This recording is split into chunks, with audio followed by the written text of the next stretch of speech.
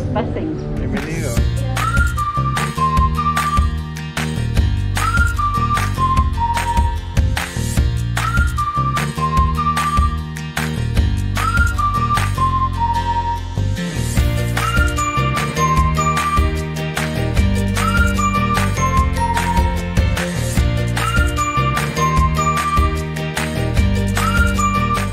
Recuerda que Dios tiene el poder para cambiar tu historia. Prepara tu corazón para recibir lo que el Señor tiene para ti hoy. Bienvenidos.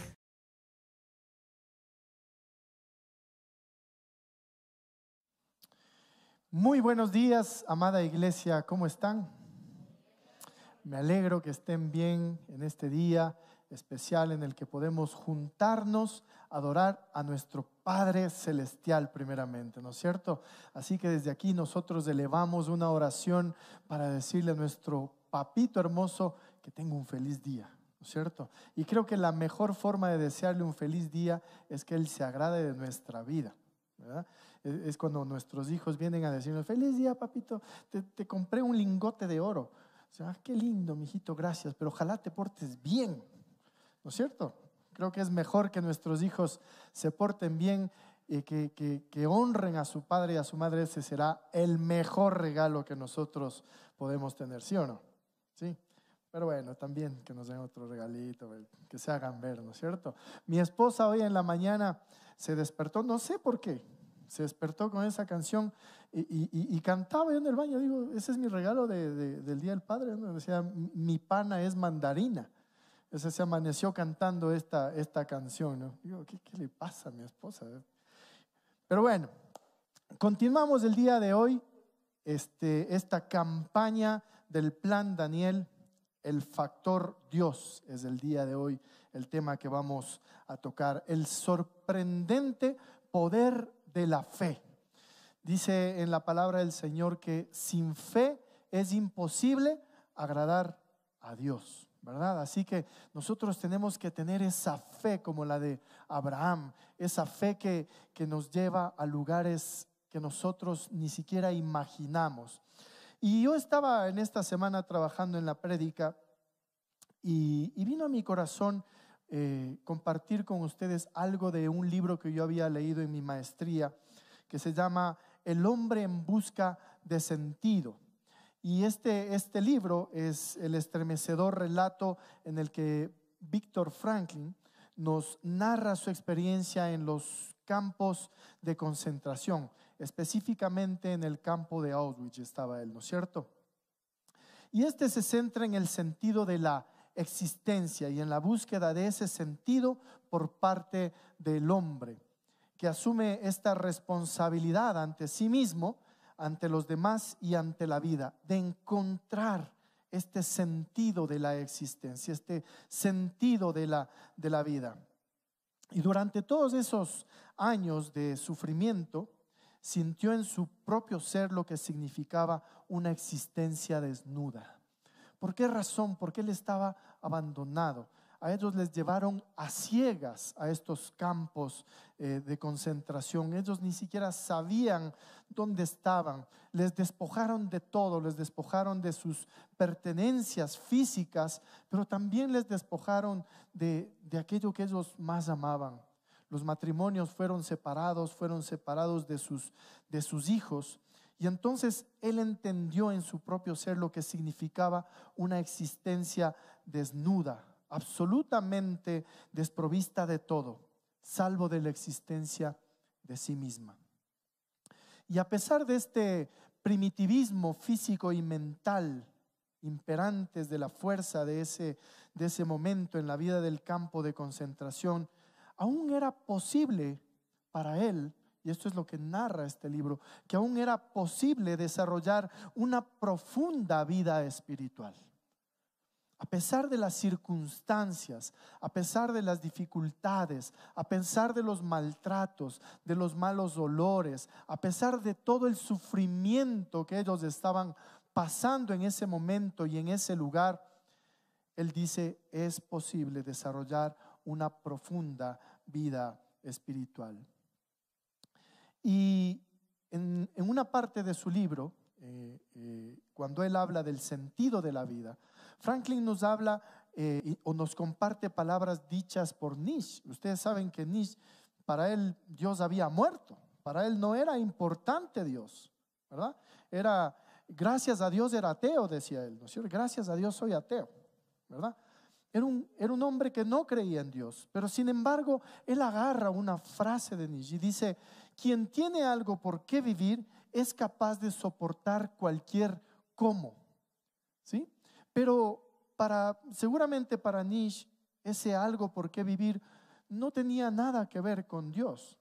Pero esto despierta en Viktor Frankl más bien este anhelo de buscar una vida espiritual en medio de la dificultad, en medio de ese momento que él estaba viviendo. Porque esta frase, quien tiene algo por qué vivir, es capaz de soportar cualquier cómo, podría ser una motivación que estaba guiando a todos los presos en ese momento a tener acciones psicoterapéuticas. Qué difícil esta palabra, psicoterapéuticas. Esta frase les estaba dando una razón, un porqué, un algo a qué aferrarse y seguir con vida. Porque usted se imagina lo que es vivir en un campo de concentración, completamente desnudo, con una precaria alimentación, con maltratos físicos, con maltratos psicológicos, y aún así tener esperanza. Eso era algo muy complicado. Y de ahí nació esta frase de Viktor Frankl que dice: desgraciado de aquel que no viera ningún sentido en su vida. Porque si ellos se dejaban llevar por las circunstancias, por las situaciones, lo que iba a terminar pasando es que no iban a tener un propósito en la vida. Iban a morir ahí en un campo de concentración como cualquier perro, como cualquier cosa, sin que nadie se fije en ellos. Así que de ahí nace esta frase: desgraciado de aquel que no viera ningún sentido en su vida. Y así somos nosotros muchas veces. Muchas veces nosotros no le damos sentido a nuestra vida. Ya sentimos como que no hay nada más. Cuando tenemos problemas, dificultades, cuando el dinero se acaba, cuando hay circunstancias en las cuales nuestra vida se agobia, lo que termina pasando es que perdemos toda esperanza y nos volvemos desgraciados. ¿Por qué? Porque nos sentimos infelices. No queremos vivir más, no queremos caminar más, hemos perdido la esperanza. Pero nosotros tenemos un sentido en la vida. Nosotros como cristianos tenemos un propósito fundamental en nuestra vida. ¿Por qué vivir?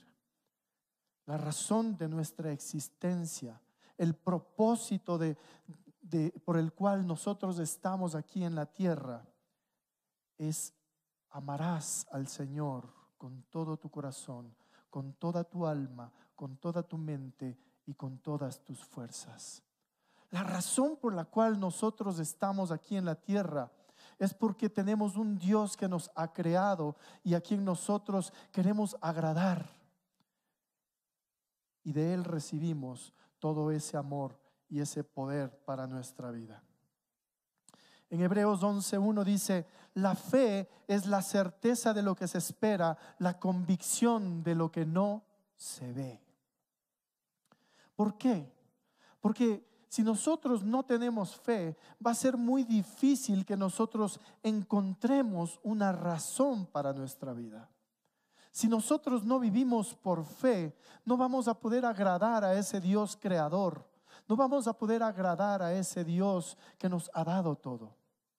Entonces es necesario que nosotros tengamos esta fe que nos saque de esta desgracia en la que muchas veces queremos vivir y no le damos sentido a nuestra vida. La fe es la certeza de lo que se espera, es la convicción de lo que no se ve. La fe es la base y el sustento de nuestras creencias. La fe es la base y el sustento de nuestras convicciones. La fe es donde nosotros basamos nuestra vida, nuestro propósito. Porque si nosotros no tenemos fe, no vamos a poder ver, no vamos a poder mirar lo que Dios tiene para nosotros. Nosotros tenemos que aprender que en nuestra vida debemos caminar con esos ojos de fe, poner nuestra mirada en Dios para que Él nos dé estos ojos, esta mirada de fe, y ser bendecidos por Él, ser abrazados por Él. Pero ¿qué clase de persona bendice Dios? ¿A qué clase de persona Dios bendice? ¿A qué clase de persona Dios utiliza? ¿Qué clase de cualidades encontramos en las personas que inusualmente Dios bendice? ¿Qué encontramos en estas? Porque yo quiero ser esta persona así bendecida por Dios. ¿Cuántos quieren ser bendecidos por Dios? 2, gloria a Dios. El resto no. Bueno, ya, problema de cada cual. Pero yo quiero ser bendecido por Dios. Yo quiero que cuando yo me muera, la gente me recuerde, qué bendecido que era el pastor Gio. Yo quiero ser un hombre, pero ¿qué características deben tener estas personas que son bendecidas por Dios? Porque Dios utiliza cualquier clase de persona. Dios utiliza a todo tipo de orígenes, edades, situaciones económicas, lenguajes étnicos, diferentes razas. Dios utiliza a todos. Pero ¿qué característica, cuál es el común denominador que podemos encontrar en cada persona que Dios bendice de manera inusual? ¿Sabe qué es? Es la gente que no tiene miedo de confiar en Dios completamente. Fíjese que dije completamente. No solamente la gente que no tiene miedo de confiar en Dios, sino que no tiene miedo de confiar en Dios completamente. Es decir, todo. Yo le doy a Dios todo. Me despojo de mí mismo y confío en Dios completamente. Y la Biblia nos enseña que hay una conexión directa entre la fe y el poder. Hay una conexión directa entre la fe y el poder. Y esto es que entre más fe depositemos en Dios, entre más le permitamos dirigir nuestra vida al Señor, entre más le permitamos dirigir todo lo que nosotros hacemos, todo lo que nosotros pensamos, todo lo que nosotros hablamos, más poder y más bendición vamos a obtener de Dios. Pero nosotros tenemos que tenemos que descansar en el Señor, tenemos que depositar nuestra fe. En Mateo 13, el versículo 58, cuando Jesús había ido a Nazaret, a su hogar, Él dice, como la gente no creía en Él, Jesús no hizo muchos milagros en aquel lugar. ¿Qué quiere decir esto? Que nosotros tenemos que dejar que Dios maneje nuestra vida, que nosotros permitamos que Él obre en nuestra vida. Como la gente no creía en Él, entonces Jesús no hizo milagros. Entonces, ¿cómo está nuestra fe? ¿Cuánto creemos en Dios? ¿Cuánto de esta fe es la base de nuestra vida cristiana? Porque si nosotros no tenemos fe, primero va a ser imposible que agrademos a Dios, y segundo es que Él no va a hacer nada en nuestra vida. Entonces es necesario que nosotros tengamos esta fe. Ahora la pregunta es, ¿queremos tener más poder de Dios en nuestra vida? ¿Usted quiere tener más poder de Dios en su vida? Amén. Porque a veces parecería que no. A veces nosotros atravesamos nuestra vida a través de nuestras propias fuerzas y nos vemos agotados, nos vemos cansados en todo momento, ¿no? Porque la otra es que nosotros nos conectemos al poder de Dios y vamos a recibir de Él todo ese poder y ese amor, esa energía, ese poder que viene de Él, que nunca creímos posible.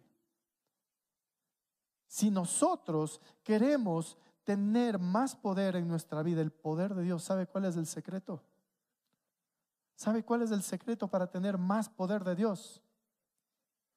Tener fe. Ese es el secreto. Tener más fe, creerle más a Dios, dejar que este sustento que tenemos, esta creencia, estos principios que nosotros tenemos, crezcan en nuestra vida. En Romanos 4:20 dice: Abraham siempre creyó la promesa de Dios sin vacilar. Y de hecho, su fe se fortaleció aún más. Nosotros tenemos que creer en Dios, así como Abraham. Y el día de hoy yo quiero que aprendamos 4 maneras de crecer en la fe. 4 maneras para crecer en la fe. 4 maneras en las que podemos cultivar la fe para que el poder de Dios pueda ser más evidente en nuestra vida. Y la primera cosa es que la fe es elegir y creer el sueño de Dios para mi vida. Elegir y creer el sueño de Dios para mi vida. Fíjense que en Proverbios, el capítulo 29, el versículo 18 dice: donde no hay visión, el pueblo se extravía, se pierde, no sabe para dónde caminar. Entonces nosotros debemos tener una visión, debemos tener metas. Y todo, absolutamente todo, comienza con un sueño, comienza con una visión, comienza con una idea, un negocio. Comienza quizás a través de una conversación. Y esa conversación nos llevamos a la casa y está dando vueltas en nuestra cabeza. Y después Dios pone más ideas y pone más sueños en nuestro corazón. Todos nosotros queremos saber a dónde vamos, pero nada comienza, nada va a pasar hasta que nosotros empecemos a soñar. Y Dios nos ha dado esa capacidad de soñar, de crear, de imaginar. Pero esos sueños que Dios pone en nuestra vida, nosotros vamos a saber cuando vienen de Dios. Porque a veces comemos demasiado en la noche, ¿no? Y en la mañana, ay, tengo una idea. Y la esposa nos baja y dice: anda, a ver. ¿Qué estás diciendo? Estás diciendo incoherencias. Pero cuando son los sueños de Dios prevalecen. Los sueños de Dios nos inquietan. Los sueños de Dios nos mueven el piso, nos incomodan. Los sueños de Dios son diferentes a los sueños del hombre. Porque los sueños del hombre, no sé si a ustedes les ha pasado, pero uno amanece con una idea brillante, pero en los días se va desvaneciendo.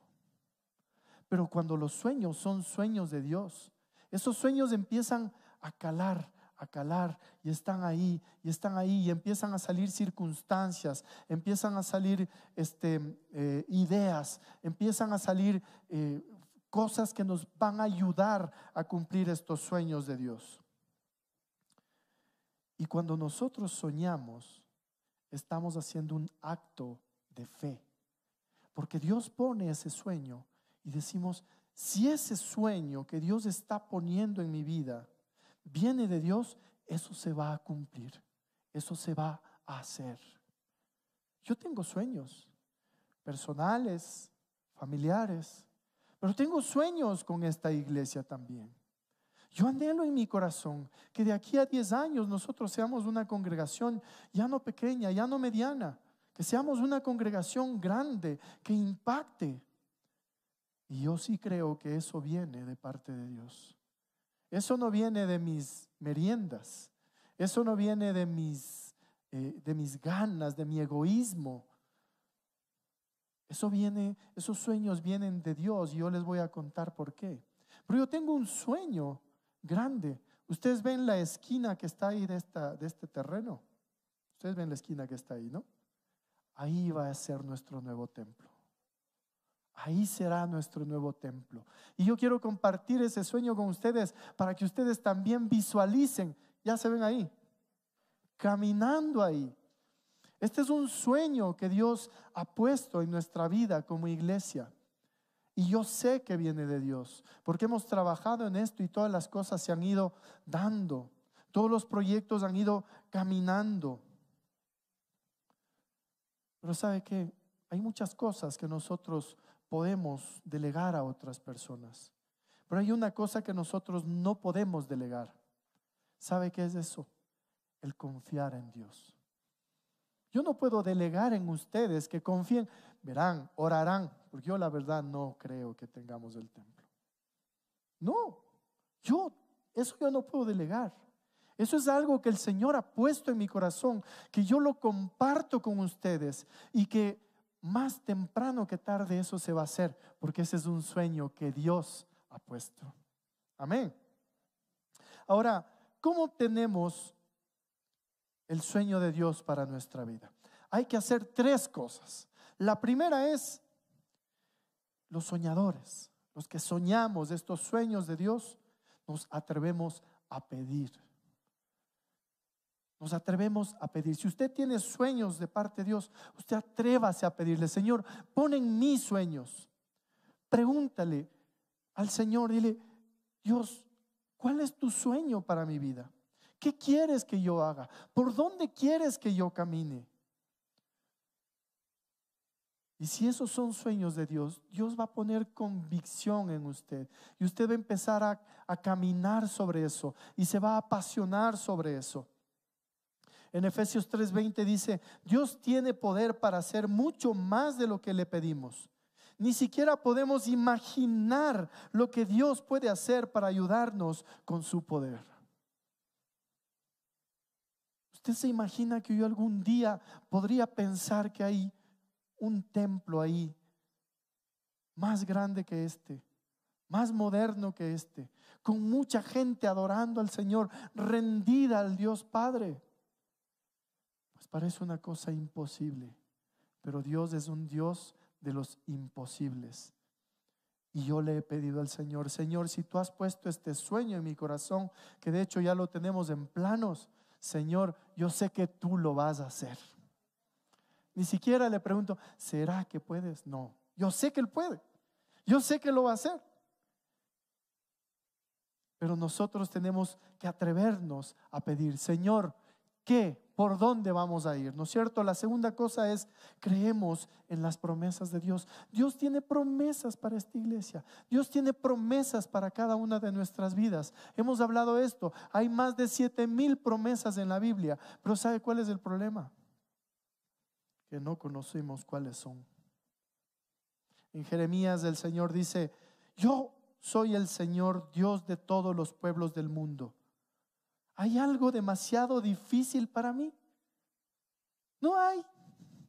Pues no hay.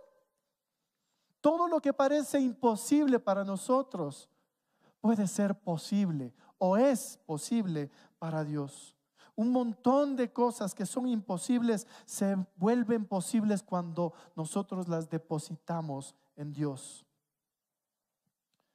Solo porque nuestro sueño parezca imposible, no significa que nosotros no deberíamos ir atrás de ese sueño. Porque si fue un sueño puesto por Dios en nuestra vida, ese sueño se va a cumplir. Amén. Así que la tercera cosa es que debemos soñar en grande. No soñar en chiquito, soñar en grande. Solo pídelo y te daré como herencia a las naciones, toda la tierra.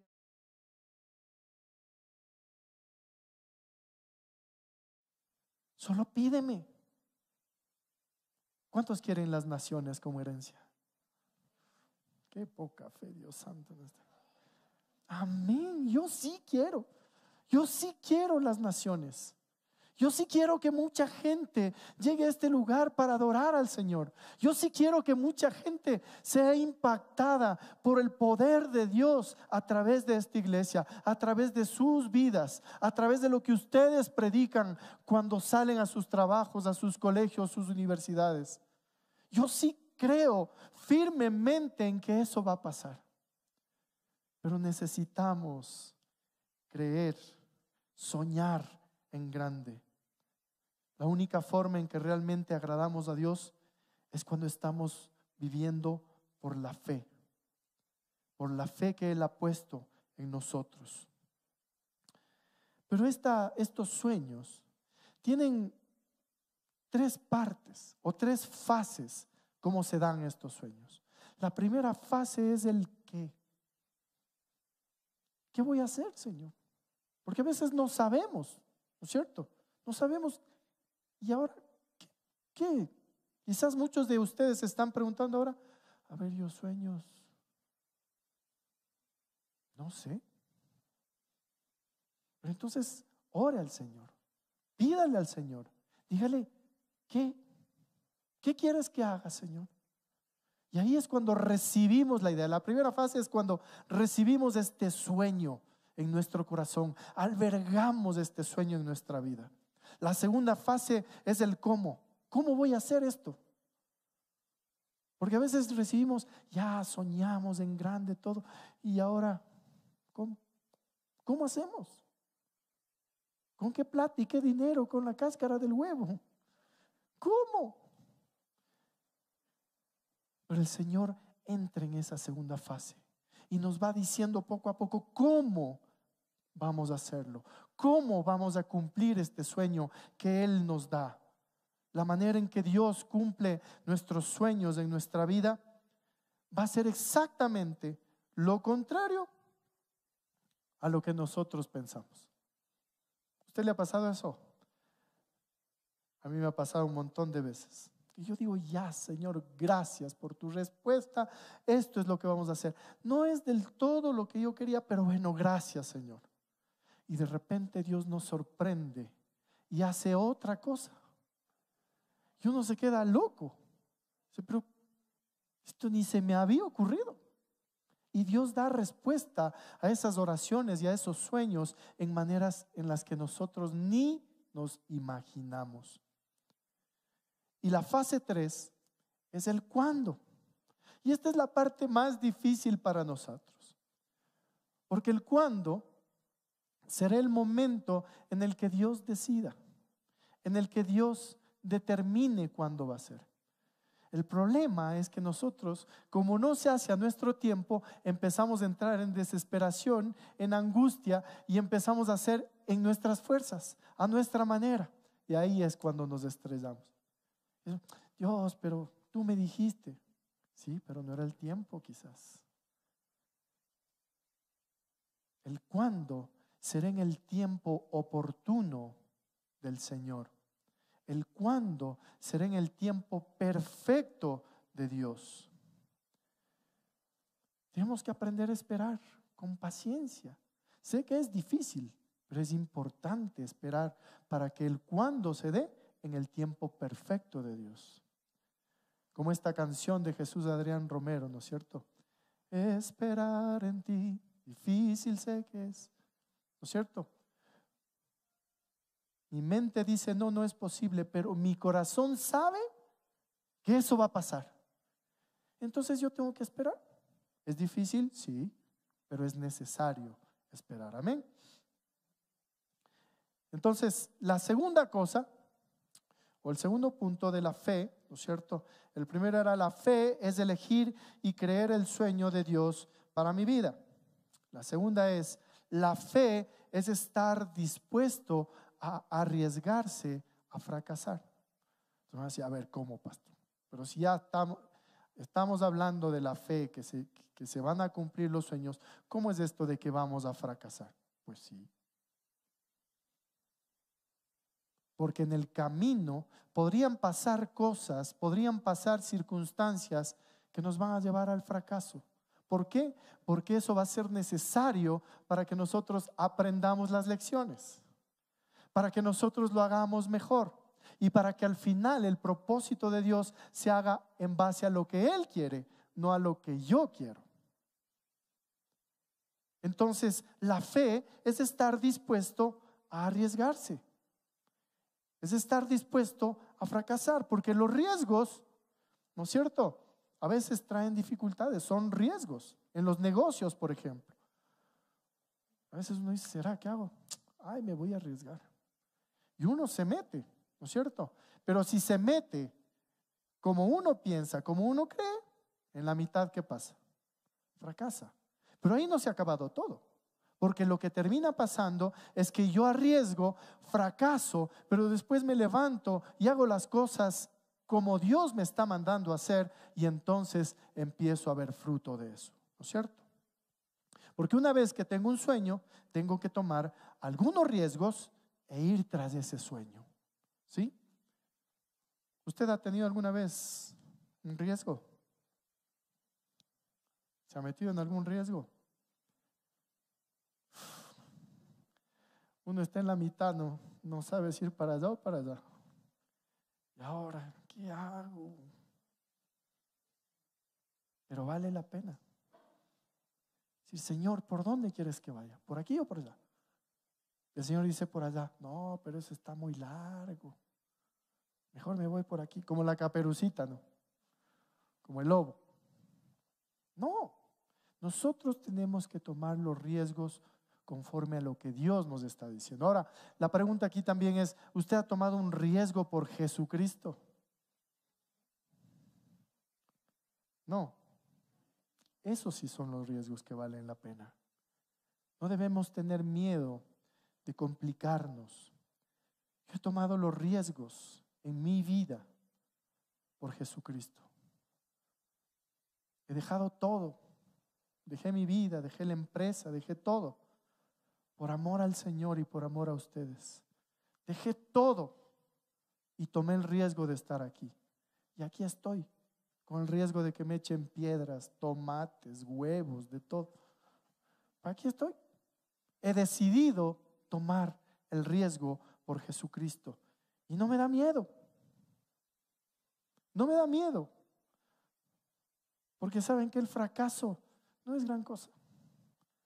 El fracaso, uno se cae, se levanta, se limpia, y he aprendido una lección y sigo adelante. Camino otra vez. Hay la historia de Daniel y Nabucodonosor. Nabucodonosor era el rey ¿de dónde? Paréntesis. Escuela bíblica. Venga, instrúyase, inscríbase. Cerramos paréntesis. Nabucodonosor, el rey de Babilonia, ¿no es cierto? Y él había hecho una regla que decía, cuando suene la campana, ellos tenían una estatua de él, ¿no es cierto? Y decía que cuando suene la campana, todos se iban a inclinar y adorar a esta estatua, ¿no es cierto? Porque él se creía Dios. Pero los judíos, ¿no es cierto?, Daniel y sus amigos decidieron no inclinarse a otros dioses. Y dice en Daniel, en el capítulo 3, versículos 17 y 18, si se nos arroja al horno en llamas, el Dios al que servimos puede librarnos del horno y de las manos de su majestad. Pero aún si nuestro Dios no lo hace así, sepa usted que no honraremos a sus dioses ni adoraremos a su estatua. Eso es fe. Eso es convicción. A ellos no les importaba. Ellos sabían y estaban corriendo este riesgo de perder la vida. Sin embargo, tomaron el riesgo de morir.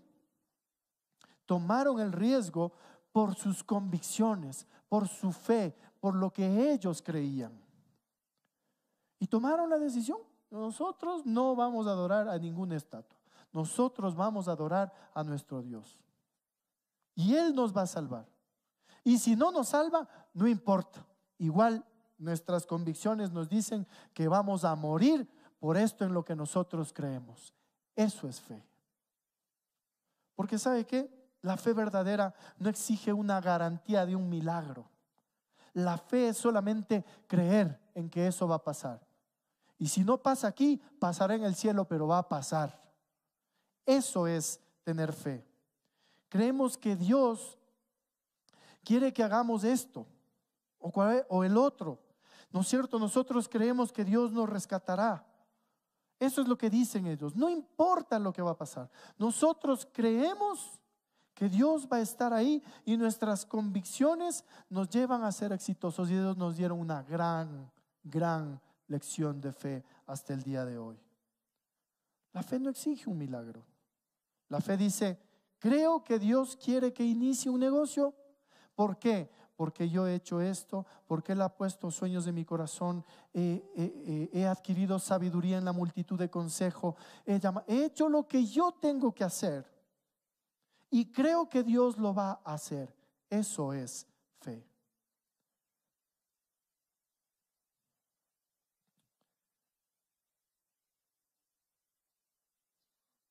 Debemos dejar el miedo a un lado para que las cosas que Dios, esos sueños que pone Dios en nuestro corazón, se hagan realidad en base a nuestros actos de fe. En Proverbios 29 dice: el miedo a los hombres es una trampa. Nosotros debemos dejar ahí, que digan lo que digan. Si Dios ha puesto un sueño en nuestro corazón, pues nosotros vamos a caminar con fe, firmes, creyendo de que Dios lo va a hacer. Tenemos que aprender a vivir para la audiencia de uno solo, y ese es el Señor. Pero nosotros tenemos miedo porque no confiamos, porque no creemos, y ese miedo tiene que irse. Ese miedo tiene que quitarse. Y hay dos maneras de eliminar el miedo. La primera es redefinir el fracaso. ¿Qué es fracaso para nosotros? Fracaso no es fracasar para alcanzar tu meta. El fracaso es no tener una meta. El fracaso no es no ser capaz de alcanzar tu objetivo. El fracaso es no tener un objetivo. El fracaso no es caer. Todos caemos. El fracaso se niega a volver a subir. Nosotros no somos fracasados hasta que nos demos por vencidos, porque el fracaso es fracasar en tratar. Entonces, si nosotros redefinimos el fracaso, el miedo se va a ir. Porque si tomamos el fracaso como una forma de aprendizaje, vamos a redefinir en nuestra mente. Porque el fracaso nos lleva al miedo. ¿Pero por qué nos lleva al miedo? Al miedo al qué dirán, al miedo a la burla, a que se burlen de nosotros. Pero si nosotros tomamos el fracaso como una forma de aprendizaje, nuestra mente va a cambiar. Y la segunda cosa, como nosotros podemos perder el miedo, es que nunca debemos compararnos con nadie. Nunca debemos compararnos con nadie. ¿Sabe por qué? Primero, porque quizás haya alguien que lo haga mucho mejor que nosotros y eso va a traer a nuestra vida desánimo. Así, no, qué inútil que soy, qué mudo que soy. No sé, ¿no? Entonces no debemos compararnos. Porque también la otra es que si nos comparamos y vemos que nosotros lo estamos haciendo mucho mejor que el otro, nos vamos a volver orgullosos en cambio, ¿no? Oh, papá, ¿no? Pero no es así. Entonces, nosotros para perder el miedo, primero debemos redefinir nuestro concepto del fracaso y no compararnos con nadie. Ahí se nos va a ir el miedo, ¿no es cierto? Dice en Gálatas 6:4, cada cual examine su propia conducta. Y si tiene algo de qué presumir, que no se compare con nadie. Así que no se compare. Si usted quiere perder el miedo, no se compare. Número 3. ¿Usted se acuerda el primero? ¿Qué era? La fe. La fe es ¿qué? ¿Ah? La fe es elegir y creer el sueño de Dios para mi vida. Número 2, la fe es estar dispuesto a arriesgarse a fracasar. Y número 3, la fe espera que Dios me bendiga y me use. La fe espera que Dios me bendiga y me use. Si vemos a través de la Biblia, vamos a encontrar que todos los que Dios utiliza es porque ellos esperaban que Dios les utilice. Todos los que Dios bendice en gran manera es porque esperan que Dios los bendiga. Es decir, que nosotros necesitamos esperar que Dios me bendiga y me use como Él crea conveniente. En Filipenses 1:20 dice: espero ardientemente con la certeza de que no voy a quedar en modo alguno defraudado, y con la absoluta seguridad de que ahora y siempre Cristo manifestará su gloria en mi persona, tanto si estoy vivo como si estoy muerto. Entonces yo tengo que tener la certeza, yo tengo que tener la fe de que Dios me bendiga y me use. Esperar en Dios es un acto de fe. Yo tengo que esperar y decirle: Señor, yo quiero que tú me bendigas, yo quiero que tú me uses, yo quiero que tú hagas con mi vida lo que tú creas conveniente. Ahora yo le pregunto a usted, ¿sabe por qué Dios le utiliza? ¿Usted sabe por qué? No sé. Entonces Dios no le está utilizando. Uno tiene que esperar ser utilizado por Dios. Uno tiene que anhelar ser utilizado por Dios. Y Él le va a usar y Él le va a bendecir. No por quién somos nosotros, sino por quién es Jesús en nosotros. No por todo lo que hemos hecho, sino por lo que Jesús ha hecho. Hemos puesto nuestra fe en la gracia de Dios. Cuando nosotros ponemos nuestra fe en la gracia de Dios, entonces podemos ver los resultados. Pero la diferencia entre los ganadores y los perdedores siempre va a ser la actitud. Porque a veces yo, sí, no sé, Señor, bendíceme lo que tú quieras, úsame como tú creas, soy humilde. No, uno tiene que tener la actitud: Señor, tú me has dado estos dones, yo sé que tú me vas a usar aquí.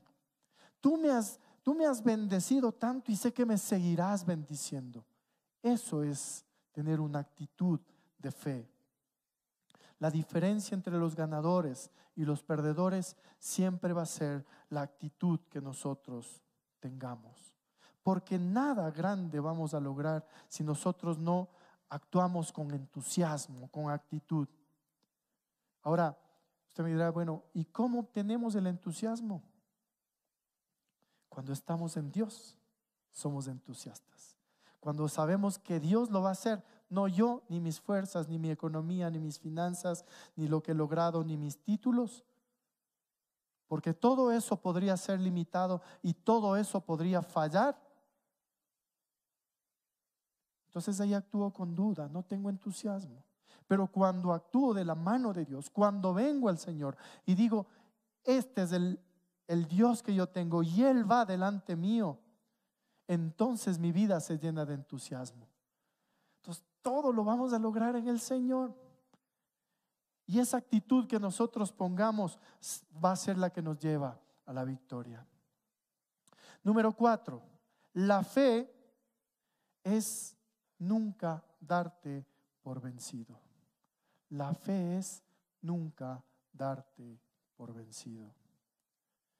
En el libro de los Salmos, del capítulo 31, el versículo 24 dice: cobren ánimo y ármense de valor todos los que en el Señor esperan. Cobren ánimo. Cobren ánimo. Cobren ánimo. Cobren ánimo.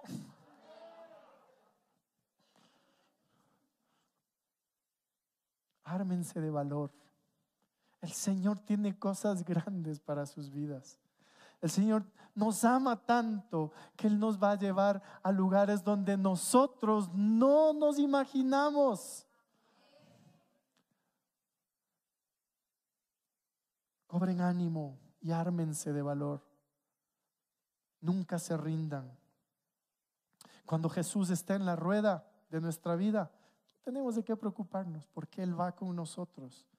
Quizás van a haber momentos difíciles, momentos de dificultad, momentos de dolor. Pero cuando Jesús está ahí, nosotros vamos a salir avanti. No nos rindamos nunca, porque la fe es persistente, es diligente, sigue adelante, no se queda estancada. ¿Sabe lo que necesita esta nación ahora que estamos en todos estos problemas? ¿Sabe lo que necesita este país? Hombres y mujeres de carácter,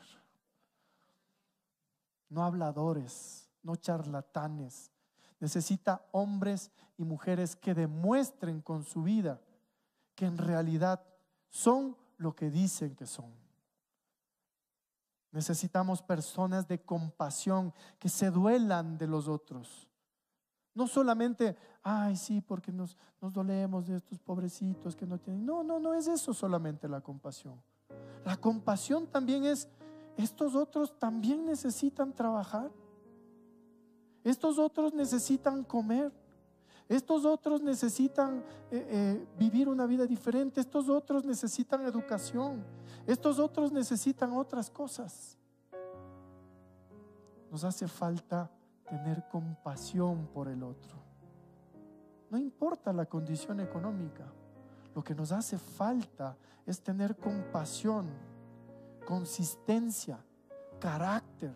Estamos llenos de charlatanes, de mentirosos, de ladrones. Necesitamos hombres y mujeres que no se rinden cuando llega el más mínimo problema. Necesitamos hombres y mujeres que sirvan en la iglesia, no solamente aquí haciendo cosas, yendo a dejar canastas, recibiendo a la gente, tocando. No. Necesitamos hombres y mujeres de carácter que den ejemplo allá afuera, que den ejemplo a las otras personas, a sus vecinos, a sus trabajadores, a sus jefes. Esa clase de hombres y mujeres necesitamos. No darnos por vencidos, no rajarnos en la mitad.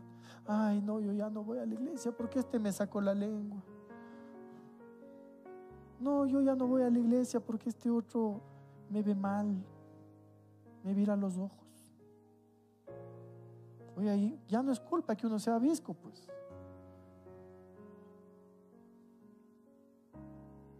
Necesitamos hombres y mujeres que no se rinden, hombres y mujeres que tengan carácter. Las grandes personas son gente común y corriente, con una cantidad extraordinaria de determinación y nunca se rinden. Esos son los hombres y mujeres de fe que necesitamos en nuestro país, en nuestra iglesia. Hombres y mujeres que no se rinden. Nos hemos convertido en un país de cobardes, en una nación de cobardes. No queremos hacer lo que es coherente, sino queremos hacer lo que es conveniente. Lo que a mí me conviene, entonces eso hago. No importa que no sea coherente. Tenemos que aprender a ser coherentes, compasivos, ponernos en los zapatos del otro. Las grandes personas nunca se rinden. En los Salmos del 119, versículo 109 dice: mi vida pende de un hilo constantemente, pero no dejaré de obedecer sus enseñanzas. Así es nuestra vida, pende de un hilo siempre. Pero algunos dan el paso de fe y otros se rajan en la mitad. Y otros prefieren irse, no estar, no luchar, no pelear. Si nosotros somos hombres y mujeres de fe, necesitamos no darnos por vencidos. La persona de fe dice: no voy a renunciar a la obediencia de Dios, no voy a renunciar. Para terminar,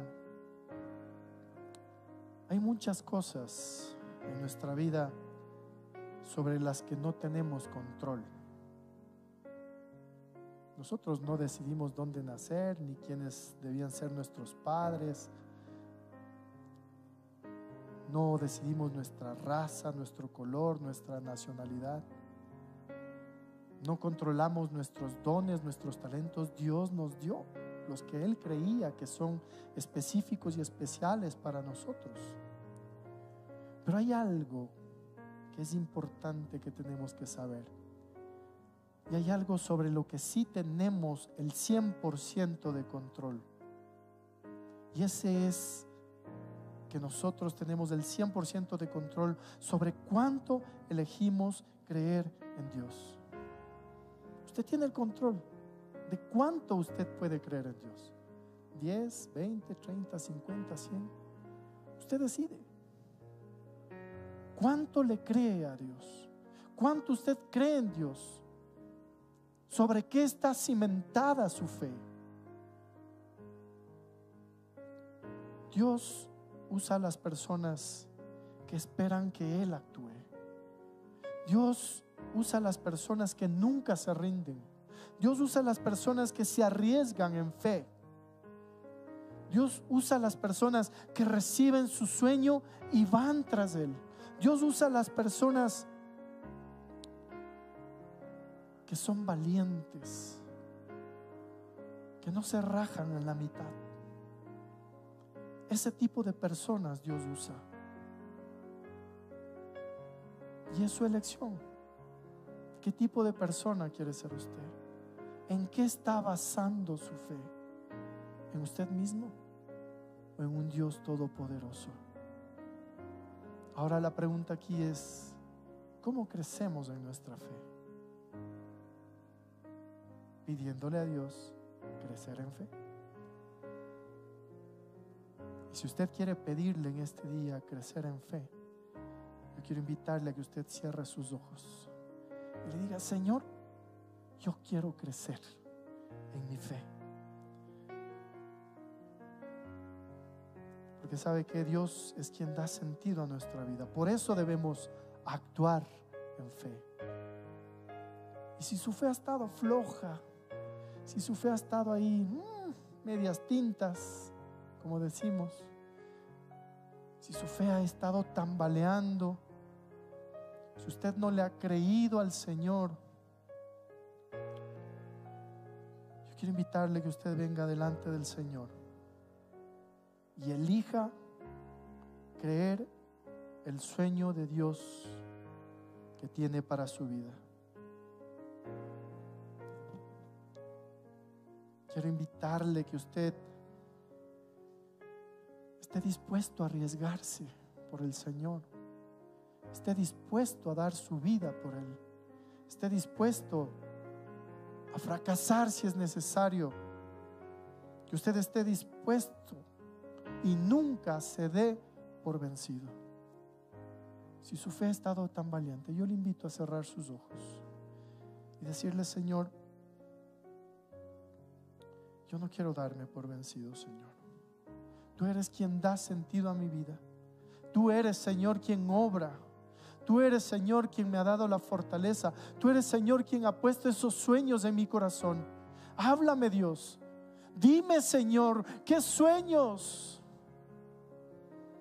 estás sembrando en mí, Señor?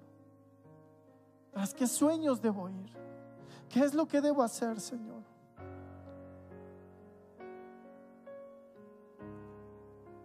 Ayúdame, Padre, a ser ese hombre, esa mujer que cree en ti, Señor, y y que no se queda a medias, que no se queda en la mitad, sino que va tras de esos sueños, Señor, para cumplir esos sueños. Dame valentía, Señor, que no sea un cobarde, Señor, que no haga solamente lo que me conviene, sino lo que sea coherente, Señor. Padre, ayúdame a ser ese hombre de fe, esa persona que dice que no va a renunciar a la obediencia de tu palabra, Señor. Yo te pido, Señor, en el nombre de Jesús, que tú obres en mi vida, Señor, y que derrames de tu gracia y de tu amor sobre mí, y que actúe en fe.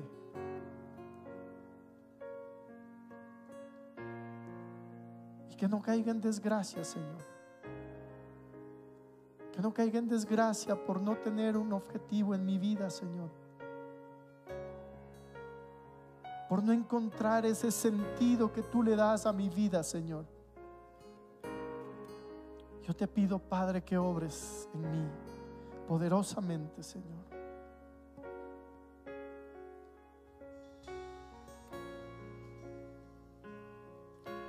Si tú nunca has hecho una oración para venir al Señor y creer en Él y tener fe en Él, yo quiero invitarte en esta mañana que tú le digas: Señor, yo me entrego a ti en este día.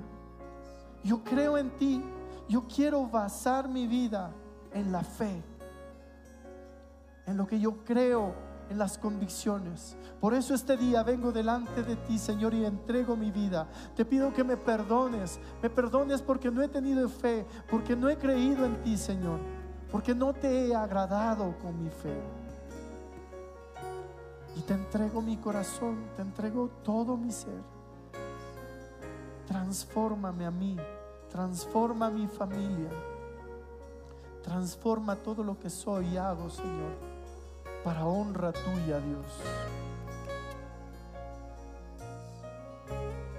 Te recibo en mi corazón y quiero que habites en mí en todo tiempo, en el nombre de Jesús. Si usted ha hecho por primera vez esta oración, yo quiero invitarle que al final del culto se acerque a mí. Yo quisiera orar por usted, conocerle. Y si usted nos está viendo por las redes sociales, yo quiero invitarle que usted pueda comunicarse con nosotros. Entre a nuestra página web www.alianzapuembo.org y contáctese con nosotros, que queremos conocerle, abrazarle, orar por usted.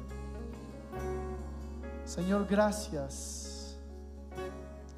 Gracias, Señor, porque en este día tú nos has confrontado, Señor, a tener una vida de fe.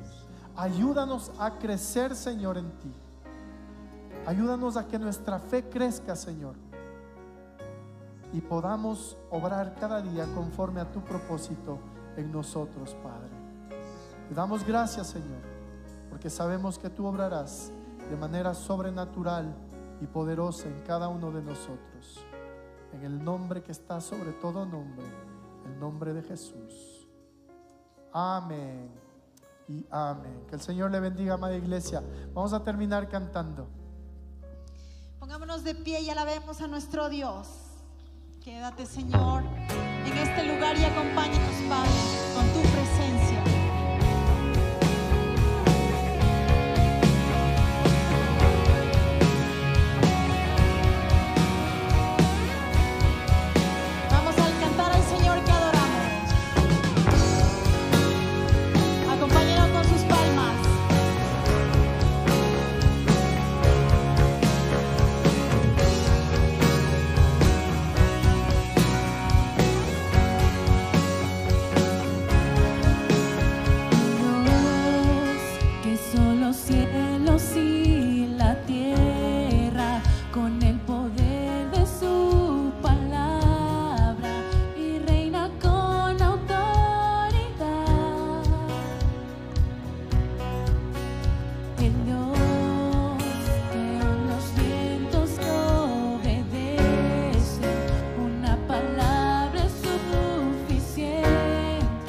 Para